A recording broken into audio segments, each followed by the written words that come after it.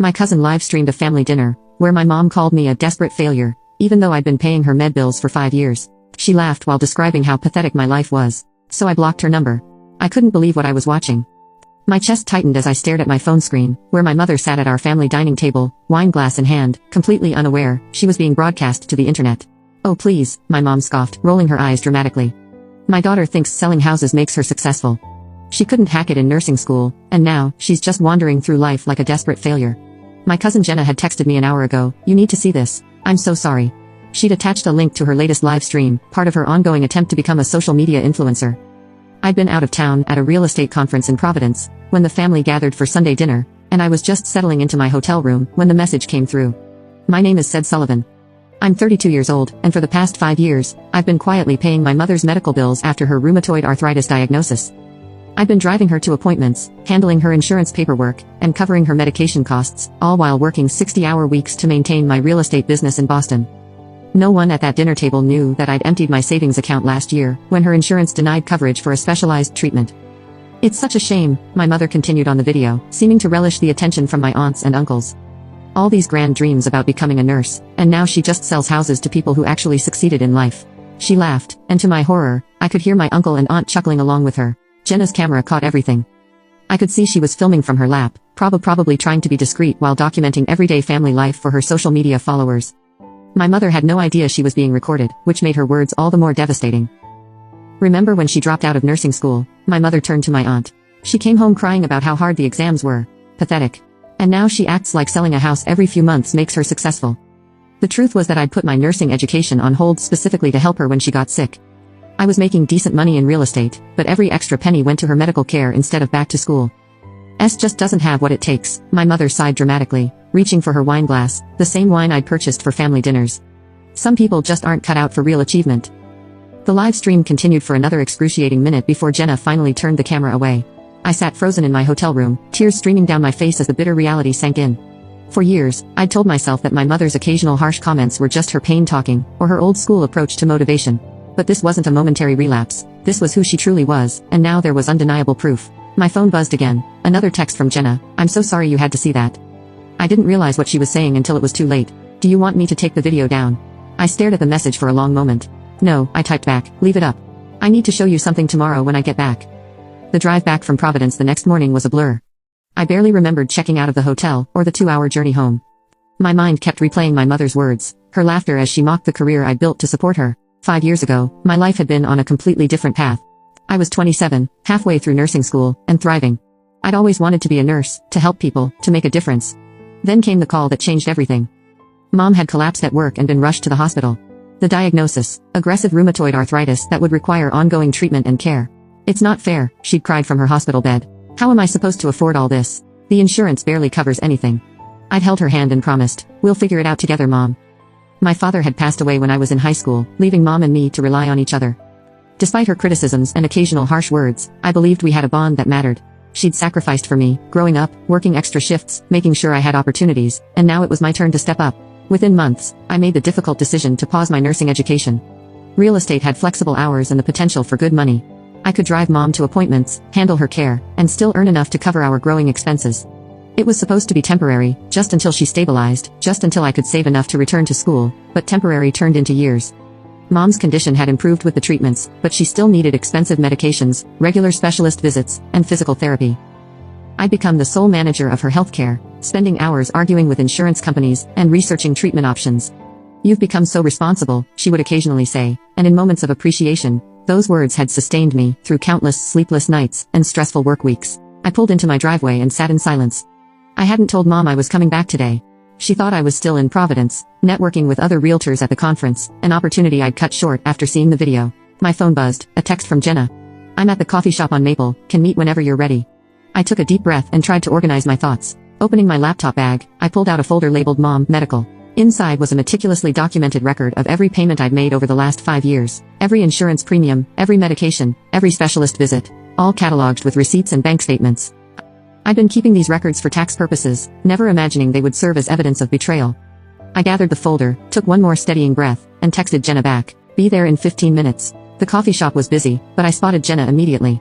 At 16, she stood out with her vibrant blue hair and oversized headphones. When she saw me, her face crumpled with guilt. "I'm so sorry," she blurted as I sat down. I didn't know she would say those things.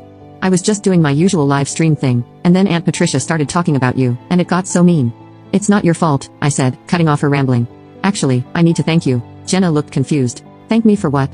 I placed the medical folder on the table, and opened it, revealing 5 years of payment records, appointment schedules, and insurance correspondence. "For showing me the truth," I said quietly. "I've been paying for everything, her medications, treatments, insurance premiums, everything." Jenna's eyes widened as she flipped through the documents. "This is thousands of dollars." "Over $100,000, actually," I confirmed. I put my entire life on hold for her, my nursing degree, my savings, even relationships. Everything went on the back burner, because I thought she needed me. Jenna looked up from the paperwork, her expression shifting from shock to anger. "And she calls you a failure? That's so messed up." I nodded, feeling a strange calm settling over me. I always thought her criticism was her way of motivating me. That underneath it all, she appreciated what I was doing. I laughed bitterly. Yes, I was wrong. "So what are you going to do?" Jenna asked. I took the folder back, my decision crystallizing as I spoke. "I'm done. I've already got the paperwork ready to remove myself from her accounts." "You're not going to confront her?" I shook my head. What would be the point? She'd just deny it, or tell me I'm being too sensitive. I pulled out my phone and brought up my banking app. I've been putting aside a little money each month, hoping to eventually return to nursing school. Now I'm going to use it for exactly that. As I spoke, I transferred the money, funds I'd earmarked for my mother's next round of treatments, into my personal savings account. The action was small, but it felt monumental. "Wow," Jenna whispered. "Are you sure?" "I've never been more sure of anything," I replied, surprising myself with how steady my voice sounded.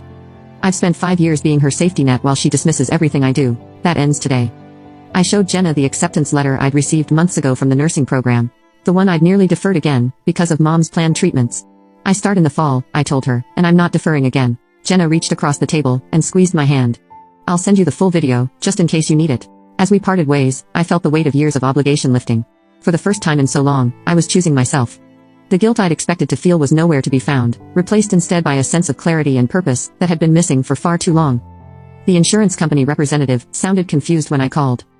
"You want to remove yourself as the guarantor on Patricia Sullivan's accounts. May I ask why?" "Personal reasons," I replied, my voice remarkably steady. "I'll no longer be responsible for any payments after this month." It was day 3 of my new resolve. I'd spent the weekend in a productive frenzy, calling insurance companies, updating payment information, and drafting emails. My dining room table was covered with paperwork, as I systematically dismantled the financial web I'd created to support my mother. The representative continued. "Miss Sullivan, I should inform you that without your support, your mother's premium will increase substantially, and her coverage options may change." "I understand," I paused. "Could you please send a formal letter explaining these changes to her home address? I want to make sure she's fully informed." I knew exactly what I was doing. The letter would arrive in a week, giving me time to implement the rest of my plan before the inevitable confrontation. My phone had been buzzing with messages from my mother since yesterday. She had no idea what I was doing, but she'd expected me to drive her to a doctor's appointment this morning. I hadn't shown up. "Where are you? I've been waiting for an hour." "The doctor's office called. They said my insurance card was declined." "Fix it ASAP. Are you ignoring me?" "Answer your damn phone," said. Each message strengthened my resolve. I switched my phone to silent and continued working. By evening, I had completed most of the financial separations and moved on to the next phase. I opened my laptop and began composing a single, carefully worded email to be sent to my entire extended family. "Dear family, after much consideration, I will no longer be managing my mother's medical care or financial support. For the past 5 years, I have covered all expenses related to her condition, totaling over $120,000. This has included insurance premiums, medication costs, specialist visits, and numerous treatments. I've made this decision for personal reasons, but I wanted you all to be informed as my mother may require assistance moving forward. Attached is a detailed breakdown of the support I've provided over the years, should any of you wish to help. I hope you understand that this was not a decision I made lightly. Best regards," said. I attached the spreadsheet I'd created documenting every payment, every appointment, and every hour spent managing her care. The evidence was irrefutable. My cousin Jenna had sent me the full live stream video as promised. I downloaded it and saved multiple copies, one to my computer, one to my cloud storage, and one to a USB drive. I had no specific plans for the video yet, but something told me it might be necessary. The doorbell rang, startling me. Through the peephole, I saw my mother standing on my porch, her face contorted with anger. I stepped back, my heart racing. Said, "I know you're in there. Open this door right now." I remained silent, watching her shadow move beneath the door. "You've missed 3 of my calls. My medication refill was denied at the pharmacy. What are you doing?" I took a deep breath and spoke clearly through the door. "I'm not doing this anymore, Mom. You'll be receiving information from the insurance company soon. I suggest you read it carefully." "What are you talking about? Open this door." No, the single word felt powerful on my lips. "I've heard what you really think of me. I think it's time we both moved on with our lives. There was a moment of confused silence before she exploded. Is this about money? After everything I've done for you. I almost laughed at the irony. Goodbye, Mom, please don't come back. As her protest grew louder, I walked away from the door, returning to my laptop to finish what I'd started. With each step, I felt lighter, as if I was finally shedding a burden I'd carried for far too long. The fallout came swiftly. Within hours of sending my email, my phone exploded with notifications. Aunt Maureen was shocked and appalled by my abandonment. Uncle James thought I was being selfish and cruel. My cousin Thomas suggested I sort out whatever petty disagreement I was having with Mom. Only Jenna and, surprisingly, my elderly Aunt Bridget seemed to understand. Bridget's message was simple. It takes courage to stand up for yourself, dear. Call me if you need anything. I blocked my mother's number first, then one by one, I muted the relatives who couldn't bother to ask for my side of the story. The silence that followed was strangely peaceful. 3 days later, I sat in the admissions office at Boston City Nursing School, finalizing my re-enrollment for the fall semester. You've been away from the program for quite some time, Miss Sullivan, the advisor said, reviewing my file. But your previous academic record is strong. You'll need to take a placement exam to determine if any refresher courses are necessary. I understand, I replied, feeling a surge of excitement. I've already started reviewing my old textbooks. As I walked across campus afterward, I felt a sense of belonging that had been missing for years. This was where I was meant to be, pursuing my own dreams instead of living in service to someone else's needs. My real estate business would need adjusting to accommodate my class schedule, but I had already started planning. I'd focus on fewer clients, concentrate on higher value properties, and hire a part-time assistant for administrative tasks. The income would be reduced, but without my mother's expenses, I could manage. When I returned home, a formal-looking envelope awaited me in the mail. Inside was a letter from the insurance company addressed to my mother, mistakenly sent to my address. It detailed the changes to her coverage and the significant increase in premiums, now that I was no longer the guarantor. I should have felt guilty. Instead, I felt vindicated. My phone rang. Jenna. Have you seen what's happening in the family group chat? She asked, without preamble. I left all those chats, I admitted. What's going on? Your mom is telling everyone you've had some kind of mental breakdown. She's saying you've been under stress from your failing business, and that's why you're acting out. I could hear the air quotes in Jenna's voice. She's completely twisting everything around, I sighed, unsurprised. Classic deflection. That's not all, Jenna continued. She didn't realize I was still in the chat, and she's convinced Aunt Maureen to let her move in temporarily until she sorts out her medical situation. Of course she has, I said, shaking my head. Mom's always been good at finding someone to rescue her. After hanging up, I opened my laptop and found myself staring at the video file Jenna had sent, the live stream that had changed everything. I hadn't watched it since that first devastating viewing in my hotel room. My finger hovered over the play button. There was power in this recording, power to show everyone exactly who my mother was behind closed doors, to vindicate myself in the face of her lies. But did I need that vindication? The family members willing to believe her narrative without even asking me for my side of the story, were they really worth convincing? I closed the laptop without playing the video. I had the evidence if I needed it, but right now, I had more important things to focus on. My nursing application was complete, I'd scheduled my placement exam, and for the first time in years, I was planning for my future, not managing someone else's crisis. The insurance letter sat on my counter, a reminder of the changes I'd set in motion. After a moment's consideration, I addressed a new envelope to my mother's actual residence, placed the letter inside, and added a short note. This was sent to my address by mistake. I suggest you read it carefully. No signature, no emotion, just facts. As I slipped the envelope into the mailbox, I felt another piece of my burden lift away. The consequences of her actions were now hers to bear, not mine. 2 weeks passed in relative calm. I threw myself into preparations for nursing school, studying during every spare moment between real estate showings and client meetings. The placement exam was scheduled for Friday, and I felt a growing confidence with each practice test. Then came the ambush. I was just finishing a showing of a 3-bedroom colonial in Brookline when I spotted them in my rearview mirror, my mother and Aunt Maureen, waiting beside my mother's car in the parking lot. My first instinct was to drive away, but they had clearly seen me. Running would only postpone the inevitable. I took a deep breath and stepped out of my car. Sinad, my mother said, her voice sickly sweet. We need to talk. Up close, I could see the strain on her face, her hair unstyled, and she leaned heavily on her cane, a prop she typically only used when she wanted to emphasize her condition. I have nothing to say, I replied, keys clutched tightly in my hand. Aunt Maureen stepped forward. Your mother is struggling, said. Her medication costs have tripled, and she can't get appointments with her specialists anymore. Is that what you wanted? What I wanted, I said carefully, was to be treated with basic respect and appreciation. What I wanted was recognition for 5 years of sacrifice. What I wanted was a mother who didn't call me a desperate failure behind my back. My mother's face paled. What are you talking about? I saw the video, Mom, Jenna's live stream from the family dinner. I met her gaze steadily. I heard everything you said about me. A flash of recognition crossed her face, quickly replaced by defensive anger. You're twisting things out of context. I was just venting a little frustration. Everyone does that. Aunt Morin looked confused. What video, Patricia? What is she talking about? I almost laughed at the irony. My mother hadn't even told her closest allies about the live stream, probably hoping I would never discover it. Show her the video if you want, I said to my mother, or don't. It doesn't change anything. I've made my decision. My mother switched tactics, her voice breaking. I'm your mother said. After everything I've done for you, how can you abandon me when I need you most?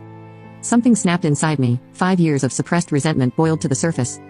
Everything you've done for me, I echoed incredulously. Let me tell you what I've done for you. I put my entire life on hold. I spent over $100,000 on your care. I drove you to every appointment, managed every prescription, fought with insurance companies on your behalf, and in return, you called me pathetic. You mocked my career, the career I built specifically to support you. My hands were shaking, but my voice remained steady. I sent proof to everyone in the family, every payment, every appointment, every sacrifice. So don't stand there and act like I'm the villain in this story. Aunt Morin was looking at my mother differently now, doubt creeping into her expression. Patricia, she said slowly, what exactly was in this video? My mother ignored her, focusing her desperation on me. I'm sorry if I hurt your feelings, but this is an extreme overreaction. I'm facing serious health complications. I'm aware, I replied calmly, and I've provided you with 5 years of continuous support. Now it's someone else's turn. I turned to Aunt Morin. She's living with you now, right? Has she asked you for money yet? How many doctor's appointments have you driven her to? How many prescriptions have you picked up? Aunt Morin's silence was answer enough. That's what I thought, I said, turning back to my car. I wish you both well, but I won't be manipulated anymore. This isn't over, my mother called after me. You can't just walk away from family. I paused with my hand on the car door. You're right about one thing, Mom. Family doesn't walk away from family. But family also doesn't tear each other down or take advantage of each other. So maybe ask yourself who really walked away first. As I drove off, I glanced in my rearview mirror. My mother was gesturing wildly, clearly berating Aunt Morin for something. Some things never change, I thought, but I had changed. And as I headed home to continue studying for my nursing exam, I realized I didn't feel guilty anymore. For the first time in years, I felt free. 3 months passed in a blur of activity. I aced my nursing placement exam, enrolled in the accelerated program for students returning to education, and reorganized my real estate business to accommodate my new schedule. I hired Kylie, a bright college student, as my part-time assistant to handle paperwork and coordinate showings when I was in class. The transition wasn't seamless, there were late nights, scheduling conflicts, and the occasional bout of self-doubt, but each small victory reaffirmed that I'd made the right choice. The weight I'd been carrying for years had lifted, and I approached each day with renewed energy and purpose. My family situation had reached an uneasy stalemate after our confrontation in the parking lot. My mother had apparently shown her true colors to Aunt Morin, who quietly reached out to me a week later.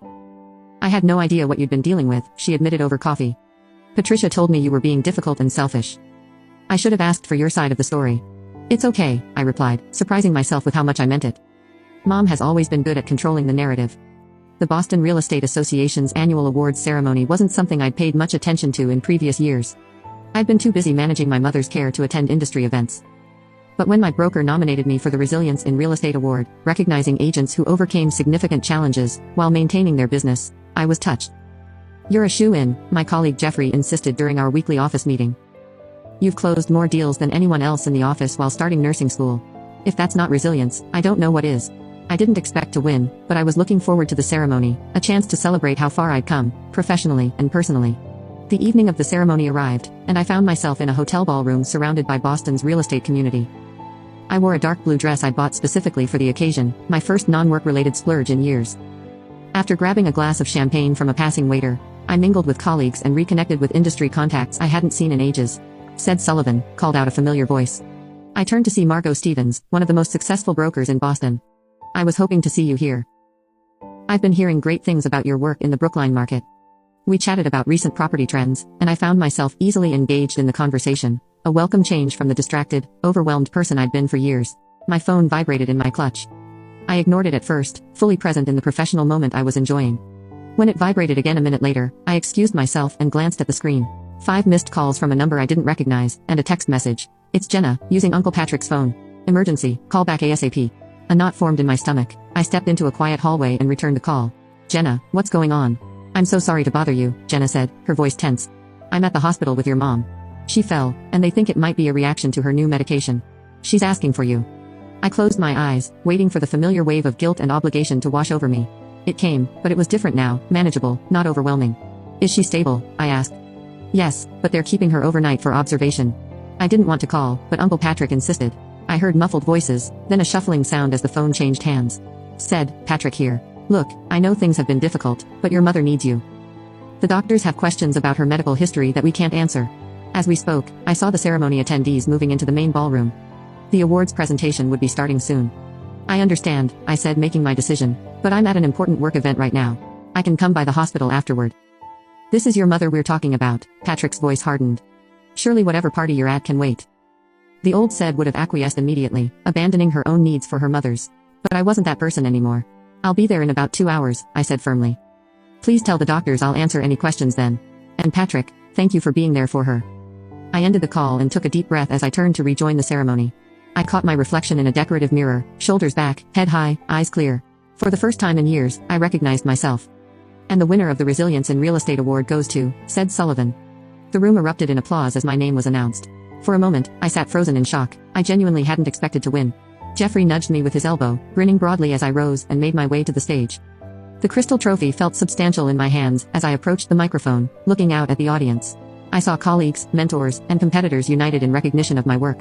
The validation was overwhelming. Thank you, I began, my voice steadier than I felt. This means more to me than I can express. The past few years have been challenging, balancing a demanding career with personal obligations. There were many days when I wasn't sure I could keep going. I paused, thinking of the countless nights I'd spent researching treatment options for my mother. The early mornings rushing to prepare for showings after sleepless nights of worry. But real estate isn't just about selling homes.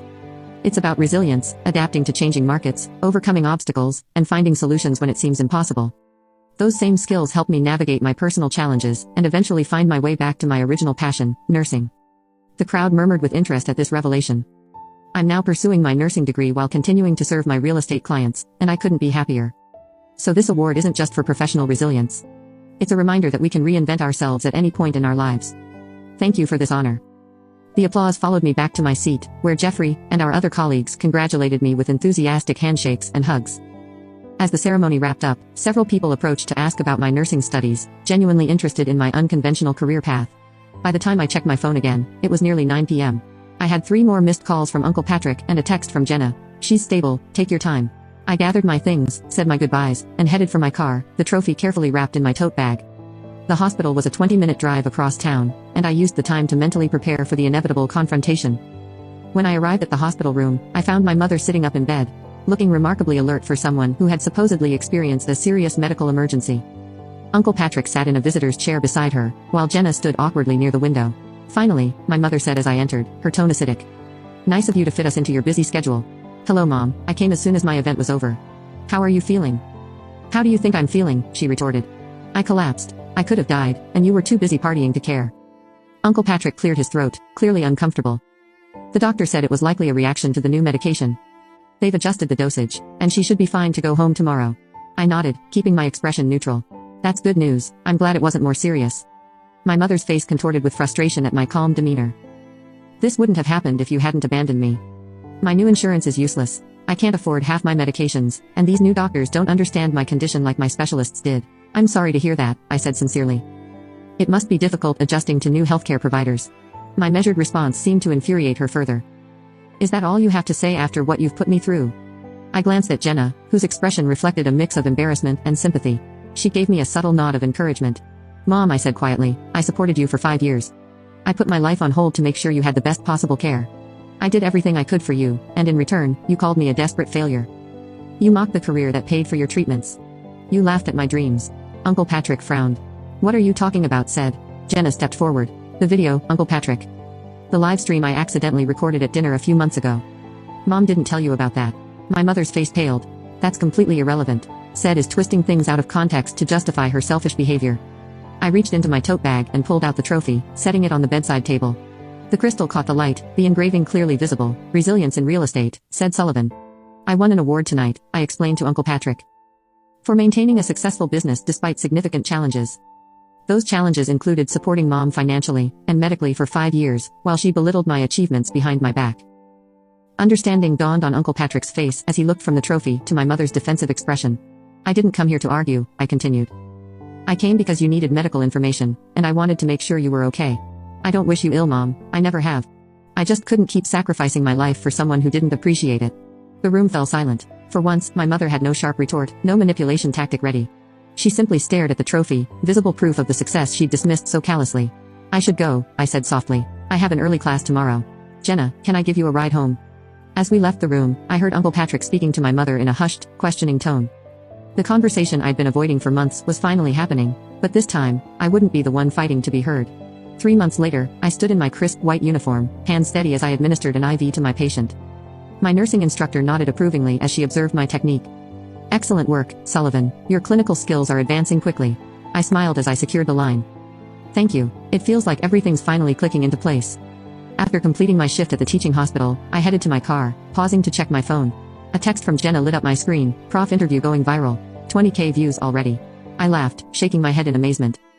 Last week, I'd been interviewed by the Boston Medical Journal about career changers entering nursing later in life.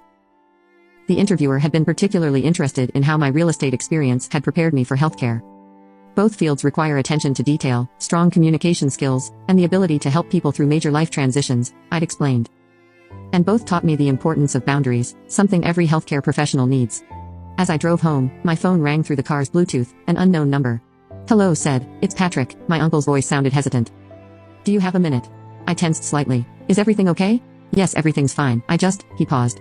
I saw your interview. It was quite inspiring. Thank you, I replied, surprised by the compliment. Your mother saw it too, he added quietly. I waited, bracing myself for news of her latest criticism or complaint. She didn't say much, Patrick continued, but I think seeing you in that nursing uniform, it finally made things real for her. You really are doing it, becoming a nurse just like you always wanted. I pulled into my driveway, letting the car idle as I processed his words. I'm proud of you, he said, filling the silence. And I'm sorry I didn't see what was happening sooner. The simple acknowledgement brought unexpected tears to my eyes. Thank you, Patrick. That means a lot. After we hung up, I sat for a moment, reflecting on how much had changed in less than a year. The trophy from the real estate award sat on my mantle, now next to my nursing textbooks, physical reminders of my past achievements and future goals. My mother and I still weren't speaking, but that was okay. I had stopped expecting validation from someone incapable of giving it. Instead, I found it in my own accomplishments, in the patients who thanked me for my care, in the professional recognition that validated my choices. As I entered my home, my sanctuary, I smiled at the stack of nursing journals on my coffee table. Tonight, I would study for next week's exam, perhaps call Jenna later to catch up. Tomorrow, I had 2 property showings scheduled between classes. My life was full, purposeful and entirely my own. The phone call from Patrick was an unexpected grace note, not necessary for my happiness, but welcome nonetheless. Whether my mother ever came to terms with my decision didn't define me anymore. I had reclaimed my path, my future, and most importantly, my sense of self-worth. And that, I realized as I settled in to study, was the greatest victory of all.